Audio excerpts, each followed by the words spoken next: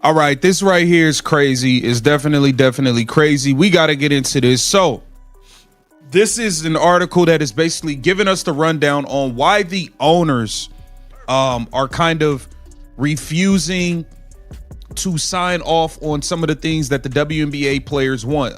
It points out viewpoints like them viewing it as an unstable business up to this point, because we always hear about how the WNBA has been in the red.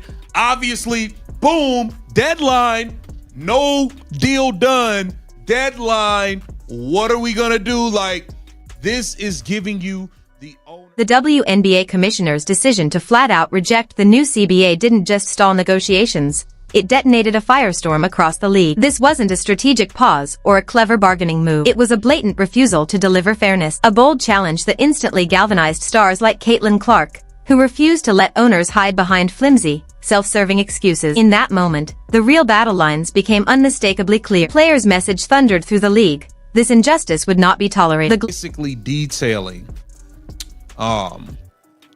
why the WNBA owners have taken the stance that they have decided to take ultimately when it comes down to getting this new CBA deal done. And this is why they are standing firm on their stance. Here it says, negotiate WNBA sports press covers WNBA negotiations from the owner's point of view. It says the WNBA players have quickly become some of the most recognizable female athletes in the world, with ballooning ticket sales. At the core of the owners' resistance is the same worn-out narrative they've leaned on for years. The WNBA is an unstable business, forever bleeding money. This argument conveniently shields them, allowing underpayment to continue even as the league's growth becomes impossible to ignore. But that storyline now collides head-on with soaring ticket sales, historic ratings, and a wave of new fans pushing the league into an entirely different era. The claim of instability feels less like truth and more like a strategic shield to protect profits while athletes carry the weight. The real story is something else entirely, one of pushback, awakening, and a growing refusal to... It says the WNBA players have quickly become some of the most recognizable female athletes in the world, with ballooning ticket sales and record-breaking viewership over the past 2 seasons. As a result, league revenues have soared. But unlike their male counterparts in the National Basketball Association, who are guaranteed 50% of the NBA's basketball-related income, WNBA players are not guaranteed a percentage of such income, which includes things like media deals, merchandise, ticket sales, concessions. So the players haven't shared in the league's flood of new revenue. A recent estimate. The past 2 seasons have ignited unprecedented interest, driven by electrifying talent. League revenues have skyrocketed, a clear testament to the WNBA's undeniable market power. Yet, this financial boom has barely touched the players who fuel it. Owners continue to cling to outdated structures, siphoning massive profits while the very athletes creating the league's success see little of it. This isn't just unfair, it's a stark betrayal of the WNBA's most valuable asset. Things like media deals, merchandise, ticket sales, concessions, so the players haven't shared in the league's flood of new revenue.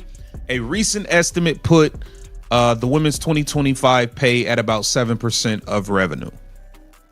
Okay, as a result, the WNBPA opted out of the collective bargaining agreement in October, and the league has been careening toward a lockout as negotiations soured, with revenue sharing being the largest sticking point. Despite the massive amount of money coming into the WNBA, the league, which is majority owned by NBA owners, wants to keep their revenue sharing structure the same, guaranteeing far more. Here's the bombshell. Unlike their NBA counterparts, who are guaranteed 50% of league revenue, WNBA players face a starkly different reality. They receive no guaranteed share from media deals, merchandise, or ticket sales. Estimates for 2025 reveal a shocking truth. Women's pay will amount to just 7% of total league revenue. This isn't merely a gap, it's a glaring injustice, a deep-seated inequality that stars like Clark refuse to accept. The numbers are undeniable, and the call for change has never been louder. Massive amount of money coming into the WNBA. The league, which is majority owned by NBA owners, wants to keep their revenue sharing structure the same, guaranteeing far more profit for owners and investors than for the players who actually play the game. And too many news reports have catered to owners' interests when reporting on the negotiations between the players' union and the league. An unstable business. Well, here it says, A prominent talking point when it comes to WNBA contract negotiations is profitability. Now, we've heard over and over and over again how much money these owners lose every year. This glaring disparity left the WNBA Players Association with no choice but to act, opting out of the collective bargaining agreement in October. The league now teeters on the edge of a potential lockout, a direct result of negotiations gone irreparably sour. At the heart of this high-stakes battle is revenue sharing, the unyielding point where owners refuse to compromise. Even amid a massive surge in revenue, owners cling to the status quo, prioritizing investor profits over the athletes who generate them. The impasse isn't just tense, it's a ticking time bomb. Contract negotiations is profitability. Now, we've heard over and over and over again how much money these owners lose every year. Oh, we finished in the red, we're in the red, we're in the red, we're in the red. Even with the soar of Caitlin Clark, they claim to have finished in the red. They had to get everybody private jets because everybody was tripping that Caitlin Clark had them. Everybody, so that's another $50 million spent on PJs for everybody. And that was that. So let's continue on. It said, troubling pattern has emerged in media coverage. Too often, reports unquestioningly echo owners' talking points, presenting their narrative as fact while ignoring critical scrutiny. This biased framing distorts public perception, painting players' legitimate demands as unreasonable and defending owners' resistance as justified. It's a subtle yet powerful form of manipulation, suppressing balanced understanding. By controlling the narrative, the media inadvertently strengthens the owner's grip, turning the fight for player equity into an even steeper uphill battle. The story itself has become a weapon. The league and teams combined have not been profitable since the WNBA's inception in 1996. So it's basically showing that the owners are claiming that this isn't a profitable business, but it is a little weird that if it's so unprofitable, how's all these new teams popping up? Why is everybody jumping to throw in $250 million to get their team and all of this stuff? But hey, and then it shows here WNBA will lose $40 million this season and its NBA investors are growing impatient. That was an article in the New York Post.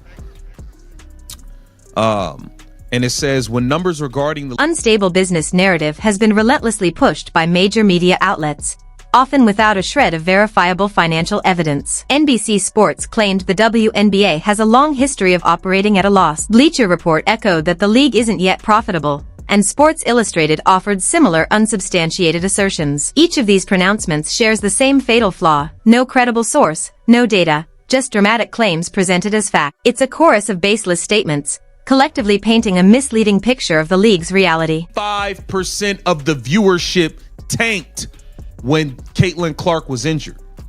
Gotta take that into consideration. I'm sure the owners are taking that into consideration. Like, hey, what if something happened and this girl gets hurt again? We lose more than half of the viewership again. I'm sure that is something they're talking about. And here it says, so why do reporters take owners' claims at face value? Basically saying that they... Even more concerning, outlets like The Athletic and the New York Times Zone have reinforced this narrative, citing unnamed sources who claim the league and its teams have never been profitable. Relying solely on anonymous testimony without corroborating evidence raises serious questions about transparency, perpetuating a secretive culture that obscures the true economic picture from players and fans alike. Such opacity breeds mistrust, but here's where the owner's narrative unravels. If the WNBA were truly unprofitable, why are new franchises launching with alarming regularity? Why are investors eagerly pouring upwards of $250 million to secure a team? These massive investments directly contradict claims of instability, exposing the owner's justifications as disingenuous. The market itself shouts growth and opportunity, not collapse, a disconnect that fuels player frustration. Much of the cited evidence of the league's financial woes comes from a New York Post article published just before the CBA opt-out deadline. It claimed the WNBA would lose $40 million that year, based solely on an anonymous NBA executive who stated, "The WNBA owes the NBA so much we won't see any windfall for years." A single unnamed source forming the basis of such a sweeping claim is clearly designed to control the narrative, casting doubt on league prosperity. This quote also hints at another dynamic: the NBA's substantial financial backing of the WNBA. The narrative suggests that owners view these investments as recouping the parent organization's outlays rather than sharing profits with players, fueling their conservative approach to revenue distribution. And then there's the Caitlin Clark factor, a reality the owners cannot ignore. When Clark was sidelined due to injury, league viewership plummeted by a staggering 55%. This isn't just a statistic. It's a vivid demonstration of her singular impact on the WNBA. Owners are acutely aware of this risk, knowing that loci. Ironically, this terrifying prospect is used to justify owners' reluctance to embrace true player-centric revenue sharing. The paradox is stark. The 55% viewership drop tied to Caitlin Clark's injury has been weaponized as a rationale to limit players' earnings. Owners argue that relying so heavily on one superstar makes guaranteeing significant revenue shares too risky,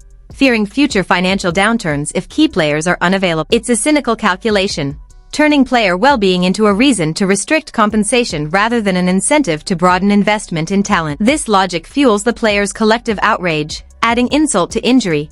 Owners have remained notoriously opaque about the league's finances. The WNBPA has repeatedly demanded clear, verifiable documentation to substantiate claims of unprofitability and massive losses. These requests have been met with resistance, leaving players to negotiate blind, unable to challenge the in-the-red narrative with concrete data. The lack of accountability further erodes trust. The owner's stance on revenue sharing is unequivocal. A 50% cut, as seen in the NBA, is off the table. Despite the WNBA's explosive growth and soaring revenues, the ownership group remains steadfast in prioritizing investor profits over equitable compensation. This dispute is no longer about financial viability. It is a deliberate choice to retain disproportionate control over the league's wealth. Even the so-called concessions, like tripling player salaries, come with caveats. Revenue sharing is tied to complex growth targets, benchmarks, according to anonymous sources, that have yet to be met. The setup is less a generous offer and more an intricate labyrinth, designed to give the illusion of progress while withholding meaningful participation in the league's profits. The 2020 season shutdown and the design of these benchmarks make them virtually